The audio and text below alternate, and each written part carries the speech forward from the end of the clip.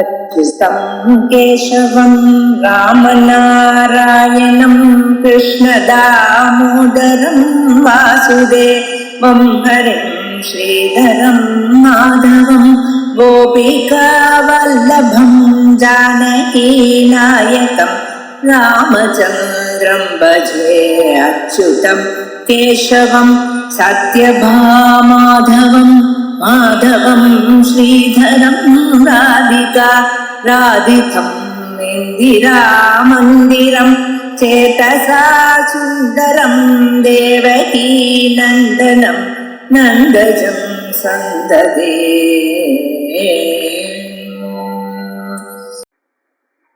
सर्वोपनिषदुद्घोष्टाचान्त्यतीतकलात्मिका गंभीरा गगनान्तस्था गर्विता गानलोलुपा कल्पना रहिता काष्ठा कांता कांतार्थविग्रह कार्यकारण निर्मुक्ता कामकेलितनंगिता कनकताटंका लीला विग्रहधारिणी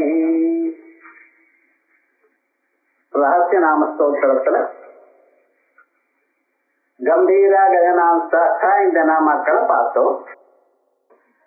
கானலோலுபா பாட்டுன்னா அம்பாளுக்கு ரொம்ப இஷ்டம். சாமகான பிரியன்னு பார்த்திருக்கோம். அதற்கு பிறகு கல்பனா ரஹிதா அப்படிங்கிற நாமாவை பார்க்கணும். போன வாரமே பார்த்திருக்கணும். போன வாரம் அமிர்த வருஷமாக வந்துச்சு. அதனால ஜனங்களுக்கெல்லாம் ரொம்ப கஷ்டமா இருக்குங்கிற அபிப்பிராயத்துல அன்னைக்கு கிளாஸ் வச்சுக்க முடியல. அடுத்தது கல்பனா ரஹிதா காஷ்டா அகாந்தா காந்தார்த்த விக்கிரகா நாமாக்களை அப்படி பிரிக்கணும். காந்தா இல்ல அகாந்தான்னு பிரிக்கணும். இப்ப கல்பனா ரஹிதா முதல் நாமம். மனுஷனுடைய மனசுல ஆயிரக்கணக்கான கல்பனைகள் எப்பொழுதும் இருந்துட்டே இருக்கு. கல்பனைகள்னா வேர்ல்டுலி தாட்ஸ். இது பண்ணணும் அது பண்ணணும் அப்படி இருக்கணும் இப்படி இருக்கணும் எனக்கூடியதான எண்ணங்களுக்கு நம்ம கல்பனைகள். அது கல்பிக்காத அதை பத்தி நினைக்காத அப்படின்னு சொல்றோம். இந்த கல்பனைகள்னா மனுஷனுக்கு மனசுல கவலைகளை உண்டு பண்றதே தவிர அவனுக்கு சாந்தியை உண்டு பண்றது. அம்பாள் எப்படின்னு இருக்கா? மனசுல ஒரு விதமான கல்பனையும் இல்லாம இருக்கு. அம்பாளை நினைச்சவாளுக்கு கூட இப்படிப்பட்டதான கல்பனைகள் எழாம இருக்கும், எண்ணங்கள் எழாம இருக்கும். எண்ணங்கள் எழாம இருக்குமே ஆனால் அப்போது என்னாச்சு? அந்த மனசானது சாந்தமா இருக்கும். சாந்திம் நிர்வாண பரமாம் சம்ஸ்தாமதி கச்சதி அப்படின்னு மனசுல கொந்தளிப்பு இல்லாமல் மனசாந்தியா இருக்கும். ஆனந்தம் வேண்டாம், சாந்தி தான் வேண்டும். எந்நேரம் உங்களால சிரிக்க முடியாது, கொஞ்ச நேரம் தான் சிரிக்க முடியும். ஆனா மனசு சாந்தமா இருக்குமே ஆனால் எந்நேரம் சௌக்கியமா இருக்க. ஆகையால் அப்படி மனசுல ஒரு விதமான கல்பனைகளும் இல்லாதான கல்பனைகள் அலை மாதிரி இருக்கு. வாசனாமையா திருஷ்ய வீச்சையா வாசனைகள்னால ஏற்பட்டதான பார்க்கப்படும் பொருள்களுடைய ஒரு எண்ணங்கள், இதான் கல்பனைகள். அவைகள் இல்லாதவள். ஏன் தாசாம் கற்பித்தத்துவயது. ஒரு பொருளை பார்த்தா இந்த பொருளானது எனக்கு உபயோகப்படும், இது நன்றாக இருக்கு, இது எனக்கு வேணும் இப்படிங்கிற எண்ணங்கள் தானே இந்த மனசுல அதை இழுக்கிறது. அது இல்லை. இப்ப கல்பனா ரஹிதா அப்படின்னு சொன்னோம். கல்பனைகளை அற்றவர்கள், மனசுல பிராபஞ்சிகமான எண்ணங்கள் இல்லாதவள் இப்படின்னு சொன்ன.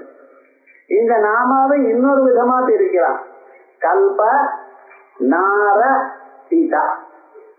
கல்பம் கல்பத்தில், இந்த கல்பத்தில் மனுஷாளுக்கு சம்பந்தமான ஜீவர்களுடைய ஒரு தொந்தரவுகள் எல்லாம் நீக்கிவிட்டு அவளுக்கு தொந்தரவு இல்லாம பண்றவள் கல்ப நார சீதா.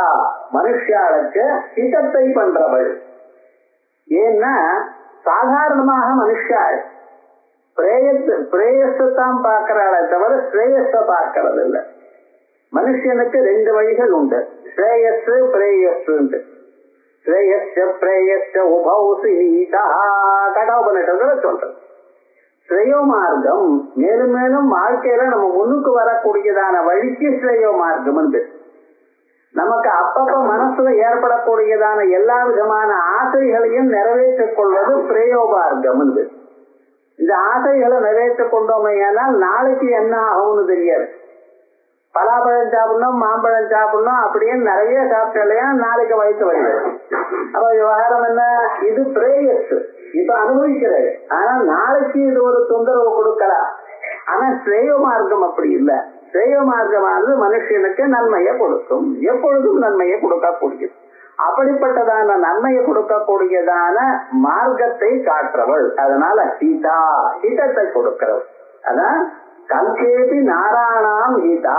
கல்பேபி இந்த கல்பத்திலையும் கோரமான கலியிலும் மனுஷியாளுடைய மனசு இந்த பக்கம் அந்த பக்கம் போய் கொண்டிருக்கக்கூடியதான நிலைகளையும் மனுஷியாளுக்கு ஹிதத்தை சொல்லிக் கொடுக்கிறவள். சம்பர்த்த பிரளய கல்பா இது கோஷ நயேதி தாதோஹோ நயதீதி நர புரோக்தா பரமாத்மா சனாதன. நரஹன்னா பரமாத்மான்னு அர்த்தம். நரசிமே நாரா, பரமாத்மாவுக்கு சேர்ந்தவர்கள் யாரு? தனக்கு சேர்ந்தவர் யார்கள்? யாரு? ஜீவர்கள். அந்த ஜீவர்களுக்கு இத்தனையும் கொடுக்கிறவள்.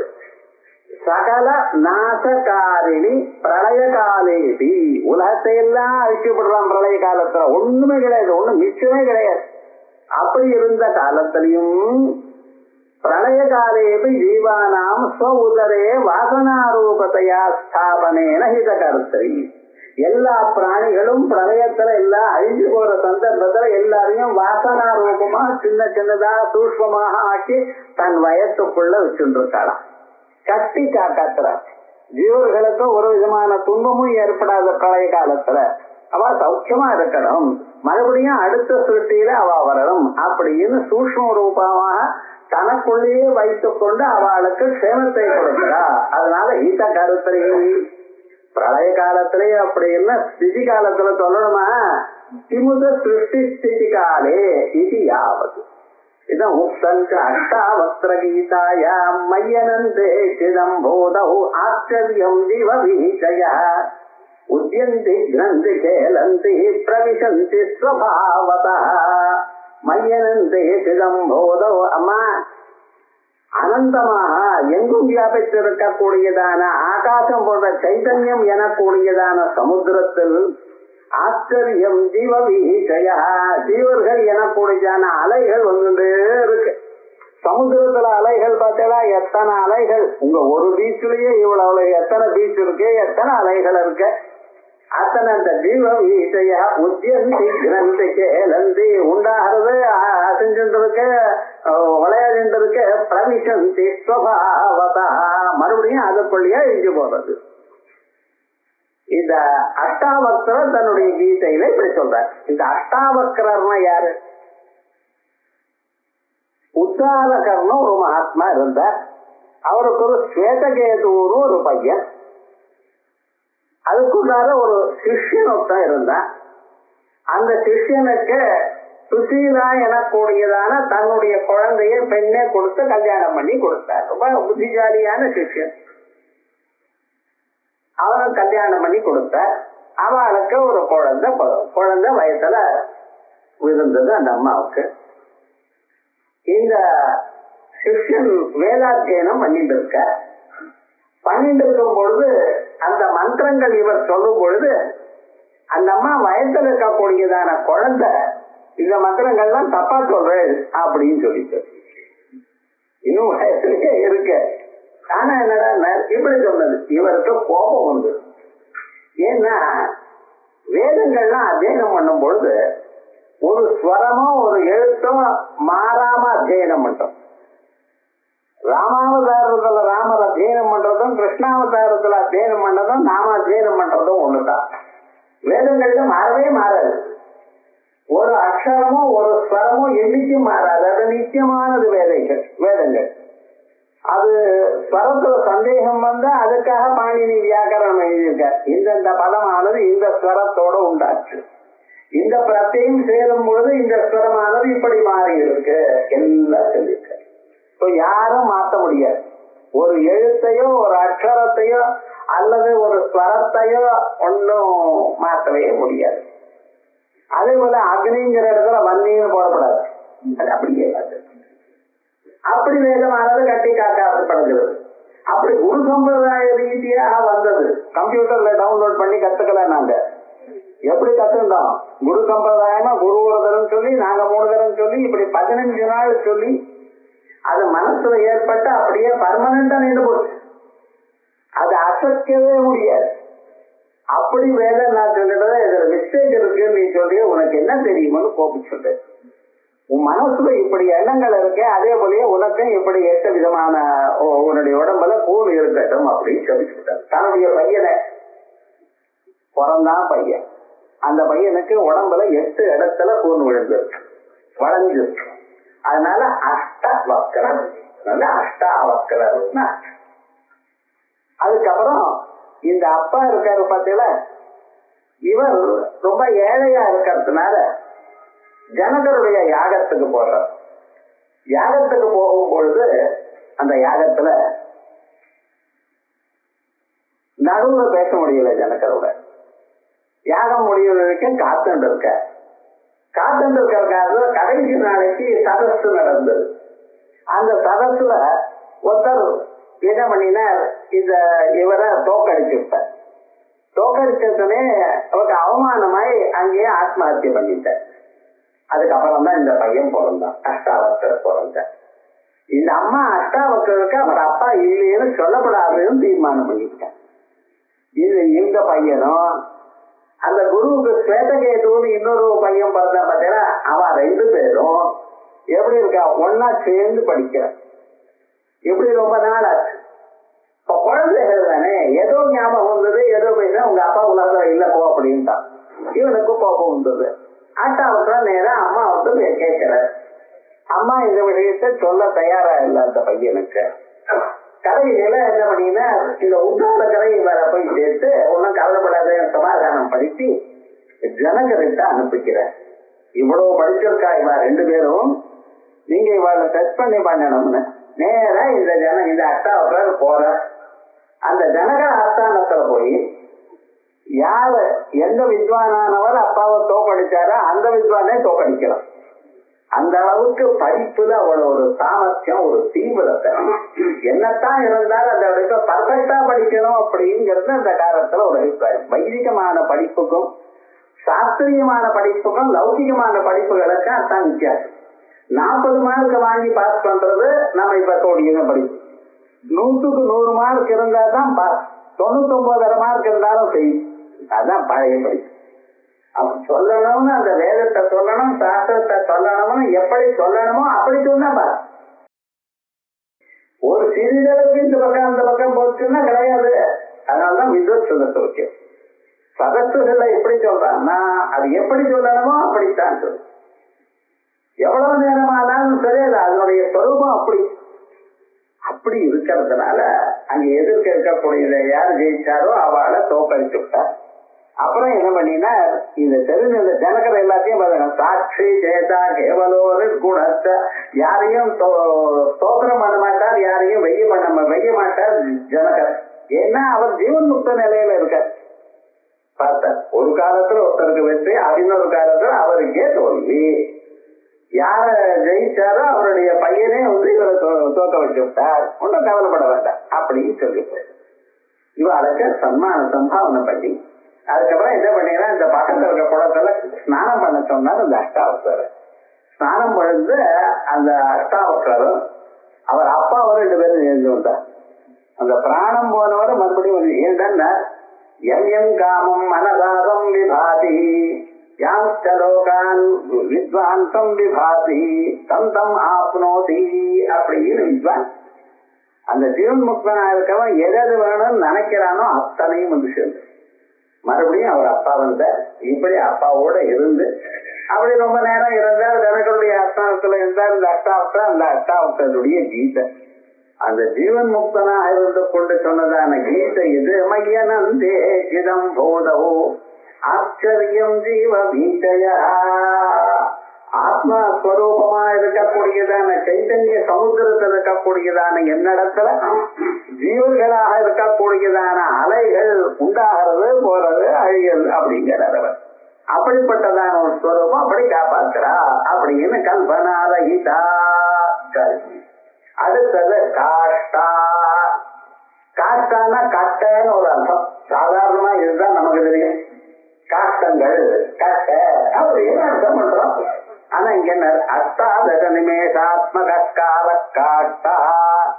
கண்ணு சிவட்டுறையில அந்த கண்ணை மூடி திறக்கிறதோ இல்லையா, அது 18 டைம்ஸ் மூடினா அதுக்கு எவ்வளவு டைம் ஆகுமோ அதுக்கு காஷ்டாந்து. வைவஸ்யா ரகசியம்ங்கிற கிரந்தத்துல லவத்துல இருந்து கணக்கு எடுத்திருக்க. 1000 தாமரை இதழ ஒண்ணு மேல வச்சு ஒரே தரம் ஊசியால குத்துநிலையானால் 1000 இதழ் வரைக்கும் போகலாம்.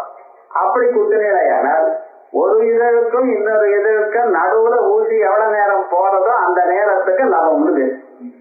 நம்ம நாட்டுல எப்படி அதை கண்டுபிடிச்சிருக்கோன்னு பாருங்க. இத டைம் எப்படி மெஷர் பண்றதுங்கிறத ஸ்டாப் வாட்ச் வச்சுண்டு இந்த ரேஸ்ல எல்லாம் பண்றது பத்தியில அதை விட மோசமா பண்ணியிருக்காவா.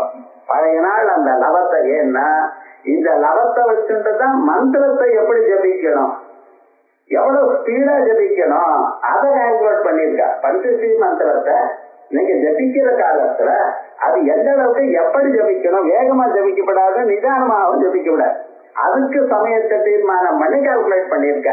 அதுல மனுஷன் சாதாரணமா இருக்கக்கூடியதான மனுஷன் கண்ணு கொட்டுறான் பார்த்தீங்களா, அது கொட்டுறது 18 தரம் கண்ணு கொட்டினா எவ்வளவு டைம் ஆகுமோ அதுக்கு காஷ்டாந்து.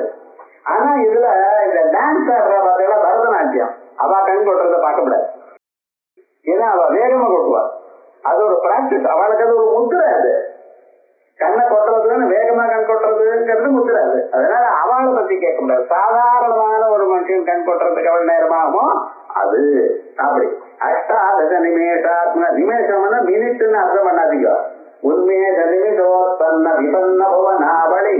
இங்க நிமேஷம்னா கண்ணை மூடுறது, உண்மேஷம்னா திறக்கிறது. அப்புறம் தாருஹரித்ராபி காஷ்டா. தாருஹரித்ரான்னு ஒரு மரம், அது இந்த மஞ்சள் கிழங்கு இருக்கு பார்த்தா அந்த மரம். அது மாதிரி இந்த மஞ்சள் கிழங்கெல்லாம் என்ன பண்ணுவான், இந்த பொங்கல் அன்னைக்கெல்லாம் அது அந்த குடம் இருக்கு, அந்த குடத்துக்கு இல்ல இந்த வெங்கல பாத்திரத்தை கட்டிட்டு அதுக்கப்புறம் அதுல இருந்து பண்ணுவா. ஏன் சுவாமி இந்த மஞ்சள் கிழங்கெல்லாம் அந்த மரம் எல்லாம் காஞ்சி போய் எரிஞ்சு போயிடுமேன்னு கேட்கப்படாது. வழக்கம். ஏன்னா அது காஷ்டாந்து. அந்த 2 பக்கமும் 3 பக்கமும் அதை கட்டி விட்டு போட்டா அது அசையாம சாஸ்வதமாக நிற்குமா. அதனால பண்ணக்கூடியதான ஒரு பதார்த்தமானது அம்பாளுக்கு ரொம்ப பிரியம், பரமாத்மாவுக்கு பிரியம்னு சொல்றா. என்ன அம்பாள் அந்த மரம் வடிவமா இருக்கா. தாருஹரித்ராபி காஷ்டா. சாரி ஸ்கந்த நாதி நால பரிமாணாத்ம ரூபத்வா பரிணாம ரூபத்வா சிவசக்தியோ அபிநைவா இது மைராளதந்திரே கதா. அந்த மஞ்சக்கிழங்கு அடிபாகமா இருக்கட்டும், அதனுடைய நடுபாகமா இருக்கட்டும், நாதியா இருக்கட்டும், அந்த மரங்கள் எங்கே பிரிகிறதோ அந்த கிளைகள் பிரிகிற இடமா இருக்கட்டும், நுனியாக எல்லாம் சிவசக்தி ஐக்கிய ரூபம். மஞ்சக்கிழங்கு ஒரு கிழங்கு இருக்காது, 2 கிழங்கு தான் இருக்கும். அது போய் பார்க்கலாம். அது பிரிக்கிறது சாதாரணமாக 2 கிழங்கு 4 கிழங்கு அப்படி இருக்கும். அது முழுக்கமே சிவசக்தி ரூபம்னு சொல்றது மயிலாள தந்திரத்துல. நம்ம நாட்டுல மரங்கள் என்ன, புஷ்பங்கள் என்ன, இதுல பண்ணினதான ரிசல்ட் யாருக்கும் தெரியாது. இப்பதான் பிளவர் தெரப்பிங்கிறான். சம்பக அசோக புன்னாக சௌகந்தி கலசத்கதா. இது அம்பாள் தலையில இந்த புஷ்பங்கள்லாம் வச்சுட்டு இருக்காம என்ன, ஒவ்வொரு புஷ்பத்துக்கும் ஒவ்வொரு மெடிசனல் குவாலிட்டி இருக்கு. அந்த புஷ்பங்கள் தலையில வச்சுட்டு இருந்தா அந்த வாசனையானது பட்டு அவளுக்கு இந்த வியாதிகள் எல்லாம் வராது. இப்படி தீர்மானம் பண்ணிக்க. ஒவ்வொரு புஷ்பத்துக்கும் ஒவ்வொரு குவாலிட்டி இருக்கு. அப்படி விசேஷமாக பண்ணி வச்சிருக்கா. என்னென்ன புஷ்பம் வச்சுக்கணும், எதை வச்சுக்கணும், எப்படி வச்சுக்கணும், எல்லாம் நம்ம சாஸ்திரத்துல சொல்லி இருக்கு. ஆனா இவ என்ன நினைச்சுட்டு இருக்கா, இதோ அழகாக்க வச்சுக்கிறது, வாசனைக்காக வச்சுக்கிறது அப்படின்னு நினைச்சுட்டு இருக்கா. அப்படி இல்லை. அந்த புஷ்பத்தை நீங்க ரொம்ப நேரம் கையால தொட்டு பூஜை பண்ணினீங்களேயானால் அதனால உங்களுக்கு க்ஷேமம். துளசியும் பில்வத்தையும் தொட்டா போதும். அந்த பில்வத்தினுடைய பின்புறத்துல இருக்க பார்த்தால் அந்த நடுபாகத்துல மகாலட்சுமி வச்சுக்கிறாளா. மகாலட்சுமி வச்சுக்கிறான்னு என்ன சொல்ற தெரியுமா, உங்க மனசுல இருக்கக்கூடியதான ரகு குணத்தை போக்கக்கூடியதான ஒரு குணம் இருக்கு. அந்த பில்வத்தை தொட்டா இத மனுஷனுக்கு சுறுசுறுப்பு ஏற்படும், சமகுணம் போகும், சுறுசுறுப்பு வரும். சுறுசுறுப்பு வந்து நல்ல வேலையை பண்ணினான்னா வாழ்க்கையில காசு வரும். எவ்வளவு என்னடா இதை வச்சு என்ன பண்ணிருக்கேன், மகாலட்சுமி தாயார் வில்வ இலைக்குள்ள இருக்கா, வில்வ இல்ல பரமேஸ்வரத்துல வெல்லும் பொழுது இப்படி ஞாபகப்படக்கூடாது, அதனால திரும்பி தான் போடணும் அப்படிங்கிற காரணம் என்னன்னா அப்பதான் உங்களுக்கு அதோட சம்பந்தம் ஏற்படும் அப்படின்னு சொல்றேன். ஏகம்ச வில்வம் சலிலம் கிஞ்சித் சமர்ப்பிதம் சங்கரமூர்த்தி பக்தியா. ஒவ்வொரு நாளும் வில்வத்தை பரமேஸ்வரனுடைய தலையில வச்சு ஒரு 2 ஜலம் விட்டேன்னா வம்ச கோட்டியா சிவலோகம் ஏற்றி அப்படின்னு சொல்றது. காரணம் என்ன, பக்தி இல்லை அப்படின்னு சொல்லாதீங்க, பக்தியும் இருக்கணும். ஆனா வஸ்துதா இந்த இலைகளோ தவனம் மருவம் இவைகள்லாம் இருக்கிறதுல துளசி வில்வம் இவைகளுக்கெல்லாம் மெடிசன் குவாலிட்டி இருக்குன்னு பழைய நாள்ல கண்டுபிடிச்சு அதெல்லாம் எழுதியிருக்கா. ஆனா நமக்கு என்ன பண்ணிருக்கா, அதெல்லாம் படிக்கிறத விட நீ முதல்ல இத பண்ணிட்டே இல்லை, இதனால லாபம் வரட்டும் அவனுக்கு, அது ஏன் இப்படி வருது, ஏன் இப்படி பண்ணுவாங்க அப்புறம் தெரிஞ்சுக்கோ அப்படின்னு சொல்லிச்சு. இப்படி நம்ம சாஸ்திரங்கள்ல புஷ்பங்களாக இருக்கட்டும், பழங்களாக இருக்கட்டும், தற்கால தருசம்பவை, அந்தந்த காலத்துல என்னென்ன பழம் வருதோ அந்தந்த பழத்தை நீங்க உட்கொள்ளலாம், கெடுதல். வெயில் காலத்துல போய் மாம்பழம் வருது பாருங்க சார், மாம்பழமும் உஷ்ணம் தானே, வெயில் காலத்துல வருது ஒண்ணும் இல்லை, உஷ்ணம் என்ன சாமி அப்படின்னா அது கொஞ்சமா சாப்பிட்டேன்னா ஒண்ணும் ஆகாது. அதுக்காக ஆகாரத்தையே விட்டு டெய்லி டிஃபன் 5 மாம்பழம். அடுத்த நாள் என்ன ஆனா சுகர் டாக்டர் மேல போயிடுவார், ஹார்ட் அட்டாக் வரும், இவருடைய சுகர் இருக்க எவ்வளவு வேணுமோ அவளுக்கு அவனுக்கு ஒண்ணும் பண்ணாது. அப்படி சாஸ்திரங்கள் என்ன சொல்றது, இவைகள்லாம் சின்ன சின்ன விஷயங்கள் நாம எதுன்னு நினைக்கிறோமோ அத்தனை சொல்லும். இந்த மஞ்சக்கிழங்கு இருக்கு, அந்த மஞ்சக்கிழங்குக்கு எப்படிப்பட்டதான பவர் இருக்கு அப்படின்னா சரீரத்துல எந்த விதமான சர்ம வியாதியும் வராது. முதல்ல சர்ம வியாதியை நிரோதம் பண்ணக்கூடியதான சாமர்த்தியம் அதுக்கு இருக்கு. அதுக்கப்புறம் என்ன பண்றதுன்னு இந்த மஞ்சக்கிழங்கானது எந்த பதார்த்தமா இருந்தாலும் அந்த பதார்த்தத்தை கெட்டு போகாம பண்றதுக்கு அது உபயோகப்படுத்துறது. அது சீக்கிரமாக அது அழியாம இருக்கிறதுக்காக உபயோகப்படுத்துறது. எல்லாத்தையும் நமக்கு சாப்பிடுறோமோ இல்லையோ, சாப்பிட்ட பதார்த்தம் அங்கேயே வயத்திலேயே ஜீரணமாகாமல் 2-3 நாள் இருக்குமே, ஏன்னா அது கெட்டு போயிடும். இந்த மஞ்சள் கொஞ்சம் அதுல சேர்த்து வச்சுள்ள அது கெட்டுவே போகவே போகாது, ஆனா அது உள்ள வெளியில போயிடும். அப்படி அது உள்ள சரீரத்தை காப்பாற்றுறது, சரீரத்துக்குள்ள இருக்கக்கூடியதான பதார்த்தங்களை எல்லாம் கெட்டு போய் அதனால வியாதி வராம காப்பாற்றுறது. அதனால மஞ்சளை நிச்சயமாவது போட்டுக்கணும். ஆகாரத்துல எல்லாத்தையும் மஞ்சப்படி கொஞ்சம் கொஞ்சம் போடுவா, ஏன்னா கலர் வரும் அப்பதான் அப்படின்பா. இதுகள்லாம் என்ன பண்ணுவா, அந்த மஞ்சப்படி போட்டதான் பார்க்கறது இனிமையான கலர் வரும்பா. கலர் ஒண்ணும் கிடையாது. மிளகாபடியில கூட மஞ்சள் கலரை சேர்த்துதான் அதப்பா. ஏன் சார் அதுக்கு இதுக்கு என்ன சம்பந்தம், கிடையாதுன்னு அப்படி வழக்கம். காரணம் என்ன, அது மனுஷனுக்கு அவ்வளவு ஹீட்டப்படுறது. அது அம்பாளுடைய ஸ்வரூபம்னு சொல்றது. இது தாமே சிவசக்தியோகோ அதிநைவா இது மயிராள சந்திரே கதா. சரி, காஷ்டா தாரு ஹரித்ராயம் காலமான பிரபேதையோ இது ரபசா. ரபச கோஷத்துல காஷ்டான தாரு ஹரித்ராயா மஞ்சக்கிழங்கல்லையும் காலமான பிரபேதையோ இதுலயும் இருக்கு. இப்படி அந்த ஸ்வரூபம் காஷ்டாந்து அப்படி ததுபய ரூபாவா எப்படி இருக்க, காலஸ்வரூபமாக இருக்க, தாது ஸ்வரூபமாக இருக்க. அம்பாள் அம்பாள் கட்டையாகவும் இருக்கா, காலையாகவும் காலஸ்வரூபமா இருக்கா. கலா காஷ்டாதி ரூபேண பரிணாம பிரதாயினி விஸ்வசோபரதௌஷக்தே நாராயணி நமோஸ்துதே அப்படின்னு அம்பாளுடைய ஸ்வரூபம் துர்கா சப்தகில 11வது அத்தியாயத்துல கலா காஷ்டாதி ரூபேண பரிணாம பிரதாயினி, உலகம் முழுக்க கலையாகவும் காஷ்டமாகவும் இருந்துட்டு காலஸ்வரூபமாகவும் காஷ்டஸ்வரூபமாக இருந்து உலகத்தை மாத்திண்டே இருக்கா. இப்படி மாத்திர ஸ்வரூபமாக விஸ்வஸ்ய உபரதௌஷத்தே, உலகம் உண்டாகிறதுக்கும் காப்பாற்றுறதுக்கும் அழியறதுக்கும் அம்பாள் காரணமா இருக்கா. அப்படிப்பட்டதான நாராயணி நமோஸ்துதே அப்படின்னு அடுத்த அர்த்தம் சொன்ன. அதுக்கப்புறம் வேதாந்த வாக்கியார்த்த தத்துவ நிர்கர்ஷோபி காஷ்டா. வேதாந்த வாக்கியங்கள் ஆத்மஸ்வரூபத்தை அறியக்கூடியதான வாக்கியங்கள். அத்தியாத்ம வித்யா வித்யானாம் சப்ரம்ம வித்யாம் சர்வ வித்யா பிரதிஷ்டாம் அதர்வாய ஜேஷ்டபுத்திராய பிராஹா. எல்லா படிப்புகளுக்கும் அதிஷ்டானமா இருக்கிற படிப்பு வேதாந்தம். இது அவசியம் மனுஷன் தெரிஞ்சுக்கணும். அந்த உபனிஷத்துல இருக்கக்கூடியதான சகல பதார்த்தங்களும் இருக்கு, அதை நம்ம தெரிஞ்சுக்கணும். தெரிஞ்சுக்கிறதுல அது நிச்சயமா தெரிஞ்சுக்கணும். வேதாந்த விஞ்ஞான சுனிச்சிதார்த்தா சந்நியாச யோகா யதய சுத்த தத்வா. வேதாந்த விஞ்ஞான சுனிச்சிதர்த்தா, வேதாந்தத்தினுடைய அறிவு, அது வேதாந்த ஞானம். அறிவுன்னு புத்தகத்துல இருக்கிறது இப்படி இருக்குன்னு சொல்றதில்ல, அது இப்படி இருக்கு நான் அறிந்து கொண்டிருக்கேன் அப்படின்னு அபரோட்ச ஞானம் வேதாந்த விஞ்ஞானம். வேதாந்த ஞானம் வேற, வேதாந்த விஞ்ஞானம் வேற. வேதாந்த விஞ்ஞானம் மட்டும் வந்தா போறாது, அந்த விஞ்ஞானம் இவ்வளவுன்றது நிச்சயமான அர்த்தம் இருக்கணும். வேதாந்த விஞ்ஞான நிச்சிதார்த்தா எல்லாம் நிச்சயமாகத்தான் இருக்கு சார். ஆனா யாராவது கேள்வி கேட்டா தான் டவுட் வந்துருங்க. என்ன யாரும் கேட்கக்கூடாது, அது பாட்டுக்கு அது போயிட்டே இருக்கணும். நடுவில் கேட்டீங்கன்னா அப்புறம் நீங்க தான் சொல்லணும், நின்று போயிடும், இருக்கக்கூடாது. அது என்னன்னா அந்த அனுபவத்தினால அது மேலும் மேலும் தானா அது சொரூபம் வரணும். அப்படி இந்த கணத்துல ஜலத்தை எடுக்க எடுக்க எப்படி ஊத்து வருதோ அதே மாதிரி இவளுக்கு அந்த அனுபவம் வரணும். அப்படி இருக்கிற மகான்கள் சன்னியாசிகள் வேதாந்த விஞ்ஞான சுனிச்சிதார்த்தா சந்நியாச யோகா யதய சுத்த சத்வா. அவளுடைய மனசு எப்பொழுதும் சத்துவ சுத்த சத்துவமா இருக்க. அப்படிப்பட்டதான ஒரு ஸ்வரூபம் அது வேதாந்த விஞ்ஞான தத்துவ நிர்கர்ஷம். இப்படிப்பட்டதான நிறைய வரும்படி பண்றது யாரு? அம்பாள் காஷ்டா. அதான் சா காஷ்டா சா பராகதி சொல்றது இல்லையோ கட்டோபனிடத்துல. அது ததுப்தம் சூதபம் ஹிதாயாம் பிரதீதம பிரதீதம் வா சரசச்ச பரசிவ இது வேதாந்த வாக்கியானாம் நிஷ்டா காஷ்டேதி கத்யதே.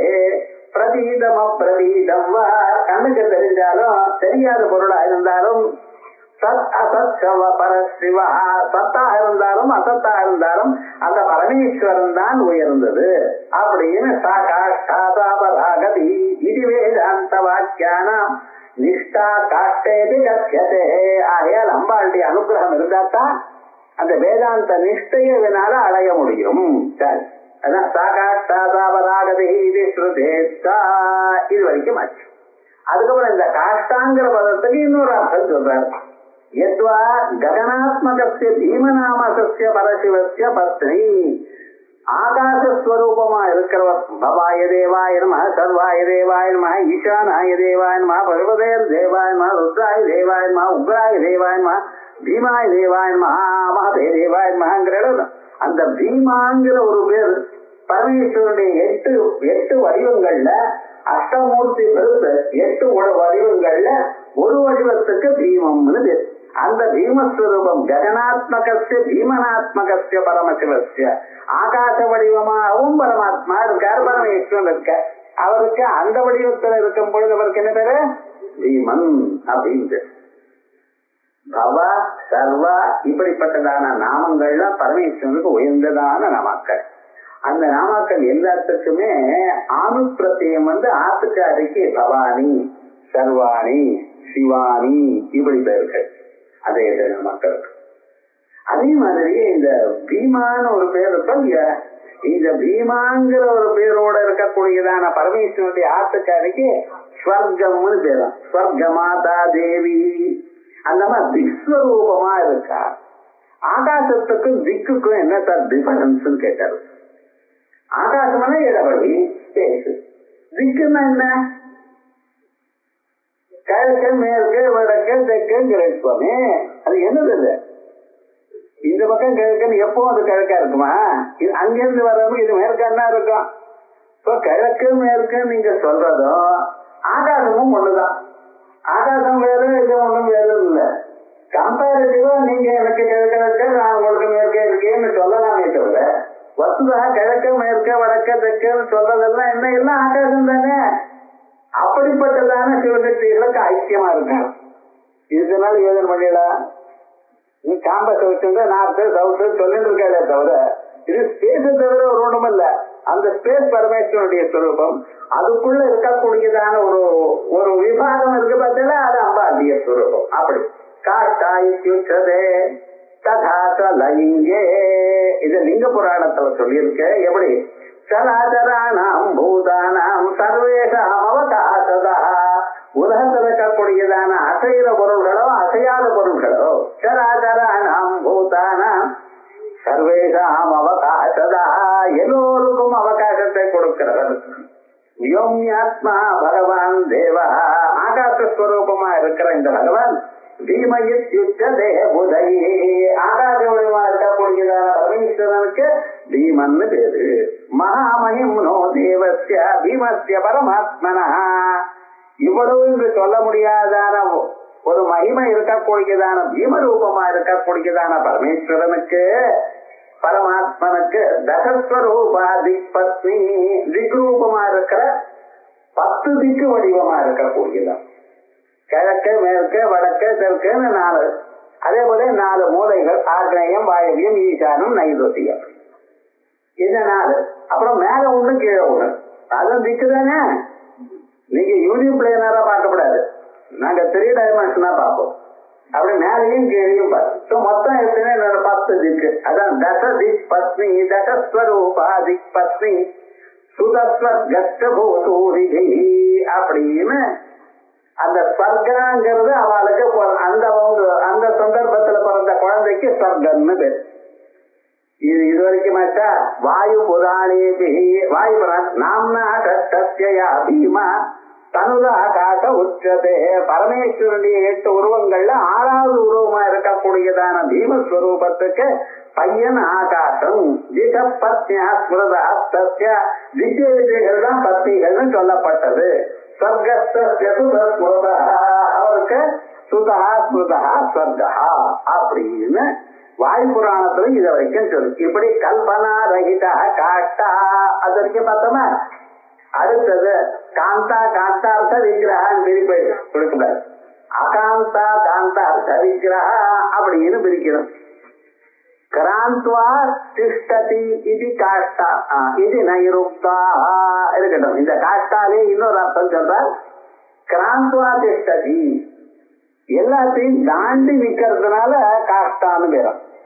எப்படி அச்சதேங்குலம் விஷ்டப்யாஹம் இதம் கிருஷ்ணம் ஏகாம் சேனஸ்திதோ ஜகத், பகவத்கீதை. எல்லாத்தையும் தாண்டினா இந்த உலகத்துல எல்லாம் இருக்கா, அதை தாண்டி ஒரு பத்தங்கள் அச்சதேங்குலம் அப்படிங்கிற. விவகாரம் உலகங்கள் எல்லாம் இருக்குன்னா உலகத்தை விட மேல நான் இருக்கேங்கிறேன் பரமாத்மா. அப்படி எல்லாத்தையும் தாண்டி இருக்கிறதுனால அதுக்கு காஷ்டா தான் விஷ்டப்யாமிதம் கிருஷ்ணம் ஏகாம் சேனஸ்திதோ ஜகத்துன்னு 10ஆம் அத்தியாயம் கீதையில என்ன சொல்றார். அதுக்கப்புறம் ஸ்ருதேஷ்ட அகாந்தா இது திரேஷரம் நாமா, காந்தான்னு பிரிக்காதீங்க, அகாந்தான்னு 3 அர்த்தங்கள். ஏன் அப்படி பிரிக்கணும்? நான் காந்தாவை பிரிச்சுக்கிறேனே படாது. ஏன்னா கலாவதி கலாலாபா காந்தா காந்தார்த்த விக்கிரகா அப்படின்னு ஒரு நாமா பார்த்தேன். 329 நாமா. அந்த நாமாவும் காந்தான்னு இருக்கு. அதே நாமா அதே மாதிரி வரலாமா? வரக்கூடாது. அதனால அங்க காந்தான்னு சொன்னதுனால இங்க அகாந்தான்னு தெரியும். கல்பனா ரைட்டா காட்டா காந்தா காந்தார்த்த விக்கிரகா இங்க பிரிக்கலாமோ இல்லையா? அதனால அகாந்தான்னு பிரிக்கலாம். அகம் பாபேத்த துக்கேட்ட தயோர் அந்தோ நாசகா யயாசா, பாபத்தை போக்குறவள் அக அந்தா. அகம்னா பாபம், அந்த பாபத்தை போக்குறவள் அக அந்தா. அகாந்தான்னு என்ன அர்த்தம்? பாபத்தை போக்குறவள். அம்பாள பாபத்தை போக்குறவள். அம்பாள் நினைச்சு மாத்திரத்தால எல்லா மனுஷர்களுடைய பாபத்தையும் நீக்கிவிடுவா அப்படிங்கறத பல நாமாக்கள்ல சொல்லியிருக்கோம். 167 பாபனா அசினி. அதுக்கப்புறம் 843வது நாளா பாபா ரண்யதவா நலா சொல்லியிருக்கோமா இல்லையா? அதே போலயே திருச்சதியில ஏன கூட்ட விநாசினி, ஏனான பாபம், ஏன கூட்ட விநாசினி ஹத்யாதி பாபசமணி. எவ்வளவு பாபம் பண்ணினாலும் அம்பால நினைச்ச மாத்திரத்தினார். அதான் நினைக்க விட மாட்டேங்கிறது. எனக்கு ஜபம் பண்ணணும் உட்கார்ந்தா ஜபம் வரமாட்டேங்கிறது சார். எல்லாம் இருக்கு, கிளாஸுக்கு தான் வர முடியலங்கிறா. இது எல்லா காரியமும் நடக்கிறது வீட்டுல. கிளாஸுக்கு வருதுன்னா அப்பதான் ஏதோ பிரதிபந்தகம் வருது சார். அம்பாள் பாபம் பண்ணியிருக்கா போல இருக்கு, அதனாலதான் என்ன வர விடலைங்கிறான். புரியல ஏன்? மனுஷனுடைய மனசுல பாபம் இருக்கு. அவளை வெச்சு லாபம், உங்களுக்கு இன்ட்ரெஸ்ட் இல்லைன்னு சொல்லி லாபம் இல்ல. வரணும்னு தான் நினைக்கிறா, வர முடியலையே. ஆனா அம்பாள் பக்தியோட நினைச்சுள்ள எல்லா பாபமும் போயிடும். அதனால அம்பாளுக்கு என்ன பேரு? அகாந்தா. அகம் பாபேச்ச துக்கேச்ச தயோரந்தோ நாசா யயாசா. பாபத்தை போக்கடிக்கிறவள். விக்கிரகஸ்ய சரீரஸ்ய அர்த்தம் அர்த்த விக்கிரக. அகாந்தா நச்ச காந்த அர்த்த விக்கிரக. காந்தனா இருக்கக்கூடியதான பரமேஸ்வரனுடைய பாதி சரீரம் அம்பாள். பரமேஸ்வரனுடைய சரீரத்துல பாதி சரீரம். அதனால்தான் காந்த அர்த்த விக்கிரகா. இந்த காந்தார்த்த விக்கிரகா அப்படின்னு சொல்றதுல ஒரு வியாக்கரணத்துல ரொம்ப தகராறு இருக்கு. அத சொல்றாரு. அர்த்தம் நபும்சகமிதி சமாசா. அர்த்தம் நபும்சங்கிற சூத்திரத்தினால சமாசம் வந்திருக்கு. காந்த பரதேவ அர்த்த விக்கிரகா யஸ்யா. தனக்கு யாரு பிடிக்குமோ அவரை தன்னுடைய சரீரத்துல பாதியாக்கின்றாராம். எப்படி இருக்கு பத்தில? ஏதோ பிடிச்சிருக்கு சார், தெரியாம லவ் பண்ணி கல்யாணம் பண்ணிட்டார். அதுக்காக சரீரத்தையும் பிடிச்சுட்டு கொடுத்தா என்ன அர்த்தம்? தன் சரீரத்துல யாரு ரொம்ப பிடிக்குமோ அந்த பரமேஸ்வரன் தன்னுடைய சரீரத்துல பாதியா சேர்த்து வச்சுருக்க. அப்படின்னு அவளுடைய அந்த தாம்பத்தியம்னு ஒண்ணு இருக்க, அது சாதாரணமாக சொல்ல முடியும். வேற எங்கும் யாருக்கும் இல்லாதான ஒரு தாம்பத்தியம் இவரிடத்துல இருக்கு. அந்த பரமேஸ்வரன் அந்த அம்பாளை தன்னுடைய சரீரத்துல பாதி சரீரமா ஆக்கின்றார்.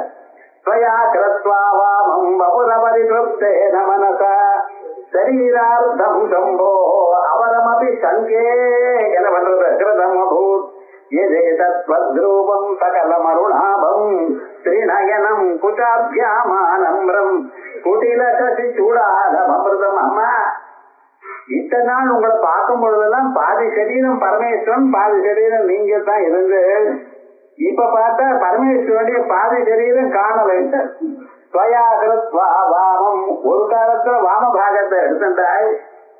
அபரிதிருப்தேன மனச அபரிதிருப்தேன மனசா. உங்களுக்கு மனசுல திருப்தி ஏற்படல. சரீரனுடைய அந்த பரமேஸ்வரன் அவ்வளவு அழகா இருக்கார், அவ்வளவு உயர்ந்தவராக இருக்கார். அவருடைய கீர்த்திகளையும் அவருடைய ஒரு ஸ்வரூபத்தையும் அந்த லீலைகளையும் பாடிக்கொண்டே இருக்கு. உங்களுக்கு அவரிடத்துல அவ்வளவு ஒரு பிரியமா இருக்கு. அத பாதி சரீரத்தை எடுத்த போதிலும் உங்களுக்கு திருப்தி ஏற்படல. அதனால என்ன நினைக்கிறேன், இன்னொரு பாதியும் சாப்பிட்டு நீங்க அவரிருத்தேன மனச சரீரார்த்தம் சம்போ அபரமபி சங்கே கிருதமபூத். இன்னொரு பாதி சரீரத்தையும் நீங்க சாப்பிட்டல் போல இருக்கு அப்படிங்கிறார் ஆச்சாரியர். என்ன சுவாமினர்? எதேதத்வத்ரூபம் சகலமருணாபம். அப்ப சிவப்பான கலர். பரமேஸ்வரன் வெள்ள வெள்ளையில் ஒரு கலர். அது ஈக்குவலண்டா ஒண்ணும் சொல்ல முடியாது. ஆனா என்ன ஆச்சுன்னார், அதுவும் இப்ப சிவப்பா போயிடுதுங்கிற இன்னொரு பகுதி இருக்கு, அது சிவப்பா போயிடுது. எதேதத்வத்ரூபம் சகலமருணாபம் ஸ்ரீநயனம். முக்கண்ணு காணப்படுறது குச்சாபியாமானம்ரம். அந்த தனங்களுடைய பாகத்தினால புருஷர்களா அந்த நேரம் எப்படிதான் நினைப்பார், அப்படிதான் உட்காருவா. ஏன்னா ஒண்ணுக்கு குனிஞ்சு நிக்கிறையே விவகாரம் முழுக்க என்னடா ஆச்சுன்னார். நிஜமா அந்த பாதிச்சதையும் சாப்பிட்டுடும் அப்படின்னு காணப்படுறதா. அதான் அர்த்த விக்கிரகா. இப்படி காந்தஸ்ய பரமேஸ்வரஸ்ய ஏவ அர்த்த விக்கிரகா யஸ்யா. காந்தஸ்ய அர்த்தம் காந்தார்த்தம். இந்த பாதி அர்த்தத்துல காந்தத்தினுடைய அர்த்தம் பரமேஸ்வரனுடைய பாதி காந்தார்த்தம். காந்தார்த்தம் விக்கிரகா யஸ்யாஹா இதிவா. இல்ல காந்த அழகான ஒரு விக்கிரகம் பாதி யாருக்கும். நக ஏதத் பட்ச அர்த்த காந்த இது ரூபாபத்தி. வியாக்கரணத்துல சம்ஸ்கிருதத்துல என்னன்னா உங்க இஷ்டமா ரெண்டு பதத்தை சேர்க்க முடியாது. ராமஸ்ய லக்ஷ்மணஸ்தான ராமலக்ஷ்மணவு தான் சொல்லணும். லக்ஷ்மண ராமன்னு சொல்லப்படாது.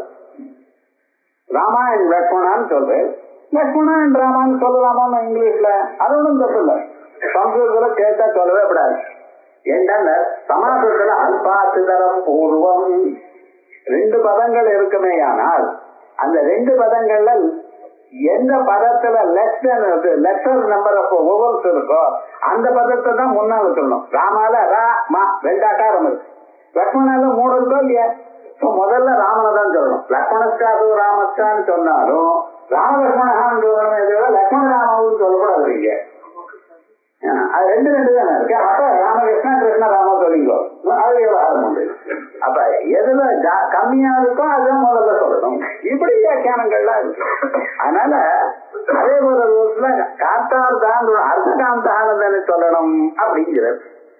ஏதத் பட்ச அர்த்தகாந்த இது ரூபாபத்தி கவலைப்படாதீங்க. அத்த அத்தியர்த்த பதஸ்ய நியதலிங்கத்திய ஸ்வீகார. அதுல இன்னொரு ரூல் இருக்கு.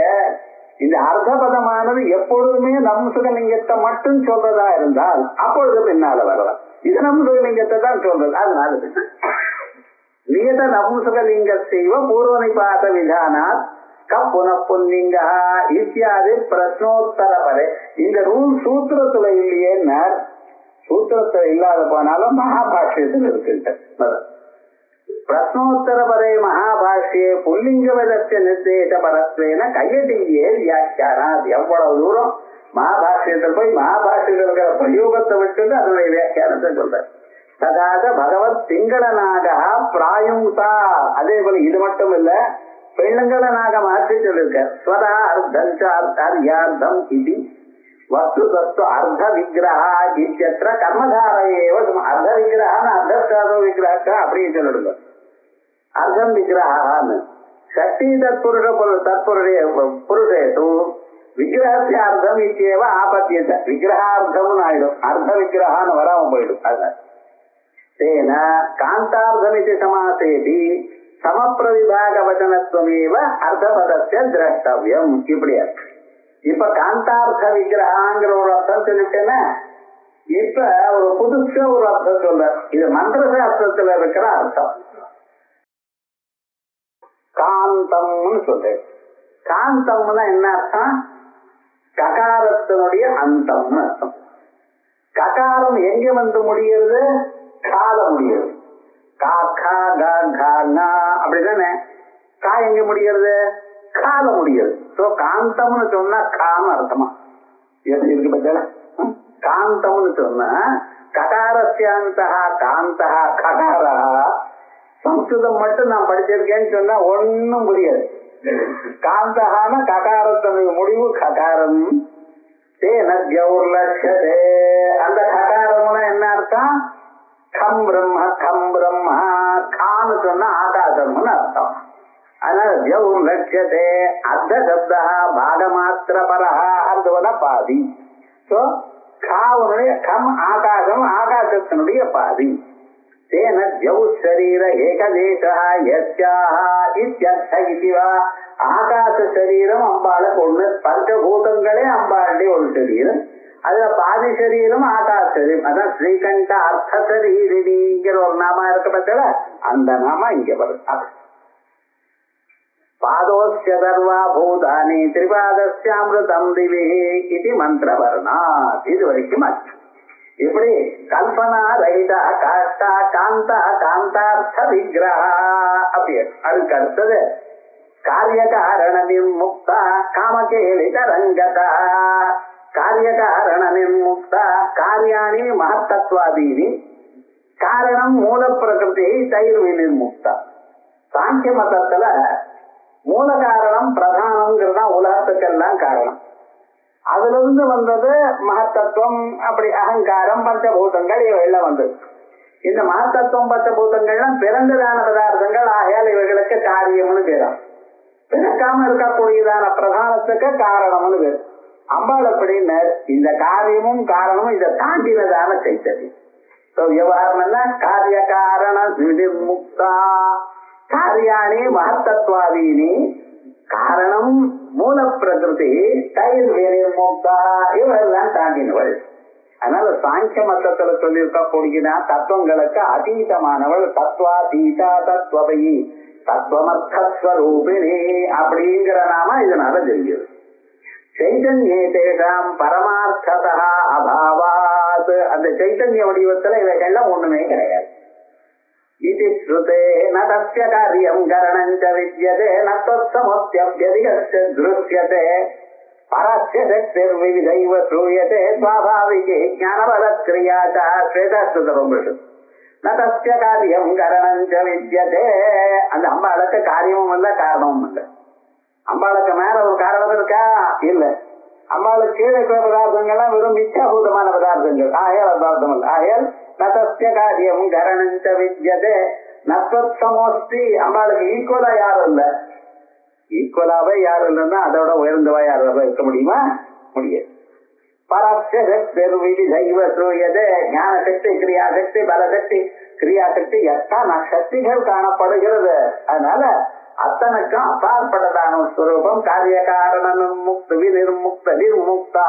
இதான் அந்யத்ர தர்மாதன்யத்ர தர்மாதன்யத்ராஸ்மாத் கிருதாத் அந்யத்ர பூதாத்க பவ்யாச்ச யத்தத் பஸ்யதி தத்வதா அப்படின்னு சொன்னார் இல்லையா, அந்த ஸ்வரூபம். அதுக்கப்புறம் காமகேலித ரங்கிதா. காமஸ்ய காமேஸ்வரஸ்ய. காமத்தியான மன்மதத்தியான அர்த்தம் பண்ணக்கூடாது. ஏன்னா சில பேர் பேரை கூப்பிடும் பொழுது ஒரு பாதிய செல்லமா கூப்பிடுறது, அது வழக்கம் பழைய நாள்ல இருந்தது. அதனால காமேஸ்வரன் பேரு, அதான் காமடுவும் கூப்பிடுவோம். விவகாரம் அந்த காமா அப்படின்னு கூப்பிடுறது. அதனால காம கேலி தரங்கிதா. காமனுடைய காமேஸ்வரனுடைய கேலினாம் காம கேலிவிலா கிரீடா விலாசானாம் தரங்காக பரம்பரா சஞ்சாதாக. அந்த கேள்விகளை கேட்டு கேட்டு அதையே ரசிச்சு பார்த்துட்டே இருந்து வாழ்நாள் முழுக்க அப்படியே அதோட ஒன்னா போயிட்டான். காம கேலிட்ட ரங்கிதா கனக ஆட்டங்கா. அம்பாளுக்கு அழுத்து காதுல காதணிகளை போட்டிருக்க. அந்த காதணிகள் எப்படி இருக்கு? ஒண்ணு ஸ்ரீ சக்கரம், ஒண்ணு சிவசக்கரம். அம்பாளுடைய காதல இருக்கக்கூடியதான ரெண்டு இருக்கு பார்த்தா, ஒண்ணு ஸ்ரீ சக்கரம் ஒண்ணு, இன்னொன்னு சிவசக்கரம் ஒண்ணு. அந்த தாட்டங்கங்கள் தவஜனனி தாட்டங்க மகிமா, அதனுடைய மகிமை இன்னது என்று சொல்ல முடியாது. அப்படி கனத்து எப்பொழுதும் பிரகாசிக்கணும், ஒளிச்சுட்டு இருக்கா. கனதி தீப்தியமானே கனகசிய சுவர்ணமயே தாட்டங்கே. தங்கத்தினால செய்யப்பட்டதான அந்த ரெண்டு அந்த காதணிகள். கர்ணாபரண விசேஷோ யஸ்யாஹா சுதாமப்யாஸ்வாத்ய பிரதிபயஜரா மிருத்யுஹரணீம் விபத்யந்தே விஸ்வே வீதிக்ஷதமுகாத்யாதி விஷதः கராளம் யக்ஷ்வேலம் கபலிதவத காலகலனா சதம்போ தன்மூலம் தவதனனி காட்டங்க மகிமா. கராளம் யக்ஷ்வே சுதாமப்யாஸ்வாத்ய. தேவதைகள்லாம் அமிர்தத்தை பருகினான். அமிர்தத்தை பருகினா அவளுக்கு டவுட் வரலாமா சார் மரணம் வரும்னு? அமிர்தம்னு என்ன அர்த்தம்? மரணம் வராம இருக்கிறதுக்காக வாங்கிட்டது. சுதாமப்யாஸ்வாத்ய அதையெல்லாம் நல்லா சாப்பிட்டா. இருந்தாலும் பிரதிபயஜரா மிருத்யுஹரணீம், எப்படிப்பட்டதான கிழத்தனமோ மரணமோ வராம காப்பாற்றக்கூடியதான அமுதத்தை பருகின போதிலும் தேவதைகளுக்கு விபத்யந்தே விஸ்வே, உலகத்துல நடுங்கிறாளாம். யாரு? விதி சதமுகாத்யா சதமகாத்யா. விதினா பிரம்மதேவர், சதமகர்னா இந்திரன். அவளை நடுங்கிறாளாம். என்ன சுவாமி? திவிஷதா. நடுவுல பிராணம் போகாது, அவ்வளவுதான். ஆனா ஸ்வர்கலோகம் அழியிற காலத்திலையும் பிரம்மலோகம் அழியிற காலத்திலையும் அப்ப அழிஞ்சுதானே போகலாம். மகாப்பிரளயம் வர காலத்துல ஒண்ணுமே இருக்காது. பஞ்சபூதம் இல்லைன்னா சரீரம் அங்கே நிற்கும், போயிடுமே. ஆயன் நடுவுல போகாம இருக்கலாம், ஆனா மகாப்பிரளயத்துல போயிடுமேன்னு அவன் நடுங்கிறான். ஆனா அமிர்தத்தை பருகினவர்களே அவ நடுங்கிறா. உங்க ஆட்டுக்காரர் என்ன பண்ணிருக்காருமா? கராளம் யக்ஷ்வேலம் விஷத்தை சாப்பிட்டிருக்காரு. சாதாரண விஷம் இல்ல, உலகத்தையே அழிக்கக்கூடியதான விஷம். அதை எப்படி அது ஏதோ கொஞ்சம் இது பண்ணி இதோட கலந்து வந்து அதை பவர் குறைச்சி சாப்பிடலன்னு அப்படியே சாப்பிட்டார். கபலிதவத கராளம் யக்ஷ்வேலம் கபலிதவத கல கலனா நம்போ மூலம். அவர் வரட்டுமே மரணம் பார்த்துக்கோமே அப்படின்னு தைரியமா இருக்காரம்மா. என்ன தெரியல, என்ன விஷயம் தெரியல. நகம்போ தன் மூலம் அது பரமேஸ்வரனுடைய பவர் இல்ல. தவஜன நீ காட்டமிக்க மகிமா. அம்மா உன் காதணி இருக்கு பதிலா அதனுடைய மகிமை. ஏன்னா இந்த காதணிகள், மாங்கல்ய சூத்திரங்கள், கால மெட்டிகள் இவைகள்லாம் இருக்கு பதிலா இதுக்கு மங்களாபரணங்கள்னு பேரு. அது எப்பொழுதுமே இருந்துட்டே இருக்கணும் சரீரத்துல. அந்த சரீரத்தில் இருக்கக்கூடியதான் அது என்ன பண்றது? மாங்கல்யத்தை கொடுக்கறதா. சர்வமங்கல மாங்கல்யே அப்படின்னு மாங்கல்யத்தை கொடுக்கறது. உமக்கு மாங்கல்யம் இருக்குன்னு அவருக்கு பிராணம் போகுமா? என்ன ஒண்ணும் போகாது போங்க அப்படின்ட்டு தவஜனி தாட்டங்க மகிமா. அப்படி தாட்டங்களை விழுந்திருக்க. அதே போல இன்னொரு இடத்துல ஆச்சாரியார் ஸ்புரத்கண்டா போக பிரதிபலித தாட்டங்கயுகலம் சதுர்வக்ரம் மன்யே தவ முகமிதம் மன்மதரதம் யமாருஷ்ய திருஷ்யதி அவனிரதமர்த்தியந்து சரணம் மகாவீரோ மாரா பிரமத பதையே ரஜிதவதே. சௌந்தர்யே அம்பாளுடைய கண்ணங்கள் இருக்கே, அந்த கண்ணங்கள்ல அந்த 2 தாட்டங்கள் இருக்க பத்தியா அது ரிஃப்ளெக்ட் ஆயிருக்கான். அப்ப என்னாச்சுன்னு 2 காதலையும் 2 இருக்கு, அதோட இல்லாம 2 தாட்டங்கள் இங்க ரிஃப்ளெக்ட் ஆயிருக்கு. 4 சக்கரம் இருக்கா போல இருக்கு.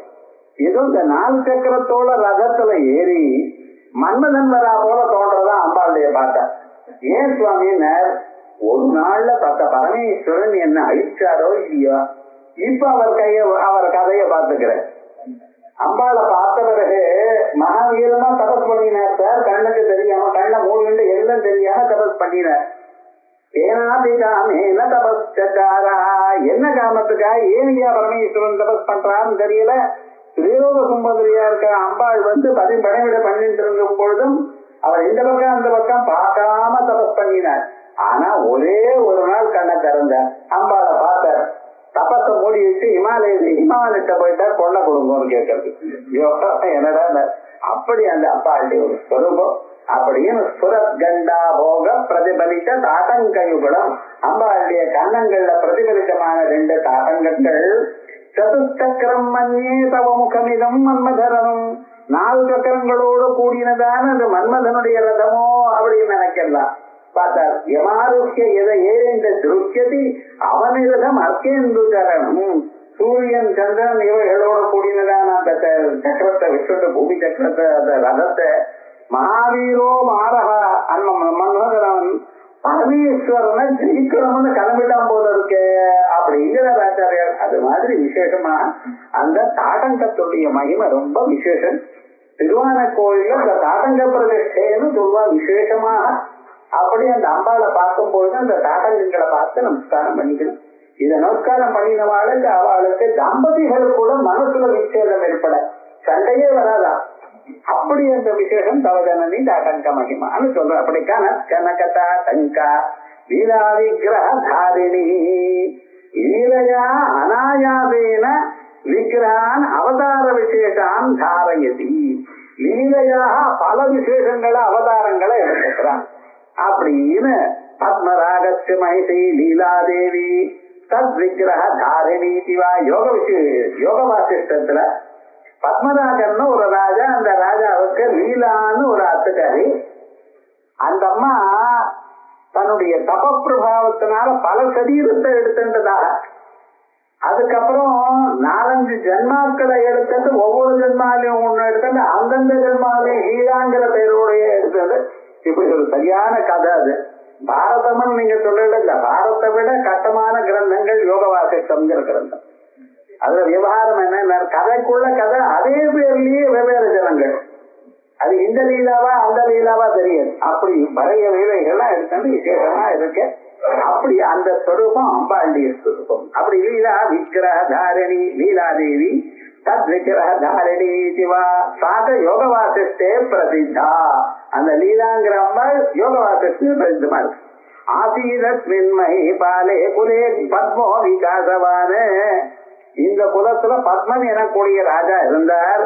பத்மோ நாமே உபக்கிரமிய தசாதி சுபகா பாரிய, அவருக்கு ஒரு ஆட்டுக்காரி இருந்தா லீலா நாம பதிவிரதா அப்படின்னு ஆரம்பிச்சு ஒரு 40 அத்தியாயத்துல கதை சொல்லியிருக்கு. அவ்வளவு கதை நமக்கு இப்ப வேண்டாம். ஆனா அந்த சுரூபமா அம்பாள் இருக்கா அப்படின்னு கனகதா தங்கா லீலா விக்கிரக தாரிணி அஜா க்ஷயவிதம் முக்தா முக்தா க்ஷிப்ர பிரதாதினி அப்படிங்கிற நாமக்கள். இத அடுத்த வாரம் பார்ப்போம்.